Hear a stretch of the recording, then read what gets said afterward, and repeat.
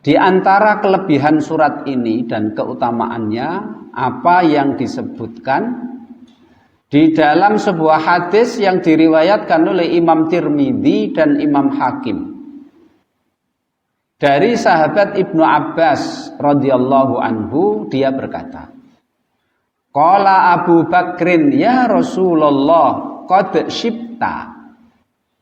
Abu Bakar bertanya, wahai Rasulullah Shallallahu Alaihi Wasallam kok sudah beruban, sudah beberapa helai rambutnya beruban, padahal mestinya belum, mestinya umurnya Rasul belum beruban. Kenapa Rasul Shallallahu Alaihi Wasallam kok rambutnya sudah ada ubannya, padahal umurnya itu belum umur uban atau belum berumur yang ada biasa ubannya. Qala Rasul sallallahu alaihi wasallam menjawab, sayyabatni hudun wal waqi'atu wal mursalatu wa amma yatasaalun wa idza syamsu kuwirat. Wahai Abu Hurairah, ya, rambutku sudah mulai ada ubannya itu gara-gara surat Hud, surat Waqiah, surat Mursalat, surat Amma Yatasaalun dan surat Idza Syamsu Kuwirat. Ya. Kemudian juga hadis diriwayatkan oleh Imam Ibnu Mardawaih dari sahabat Anas. Rasul sallallahu alaihi wasallam bersabda, sayyabatni hudun. Sayyabatni hudun. Ya. Kemudian wa akhwatuha. Aku mulai ada ubannya ini gara-gara surat Hud dan beberapa surat yang mirip dengan surat Hud. Al-Waqi'atu yaitu surat Al-Waqi'ah. Wal Qari'atu yaitu surat Al-Qari'ah. Al-Qari'atu mal Qari'ah. Wal Haqqah surat Al-Haqqah. Al-Haqqah mal Haqqah wa ma adraka mal Haqqah. Wa idza syamsu kuwirat surat Takwir dan juga surat Sa'ala sa'ilum bi'adabi waqi'. Ya. Berarti Bapak yang saya hormati, surat Hud ini termasuk surat yang membuat Rasulullah Shallallahu Alaihi Wasallam ada ubannya, padahal umurnya biasanya belum ada uban. Kenapa? Para ulama menjelaskan, memberikan penjelasannya kepada kita.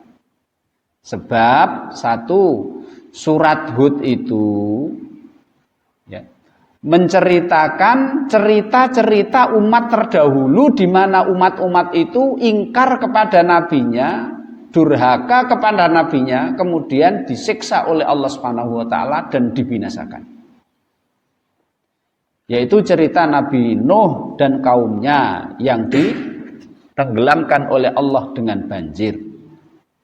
Kaumnya Nabi Hud yaitu kaum Ad ya, yang dihancurkan oleh Allah dengan angin puting beliung. Kemudian kaumnya Nabi Soleh yaitu kaum Samud dihancurkan oleh Allah dengan suara yang keras. Dan juga kaumnya Nabi Lut yang dibinasakan oleh Allah dengan diangkat buminya kemudian dibalik.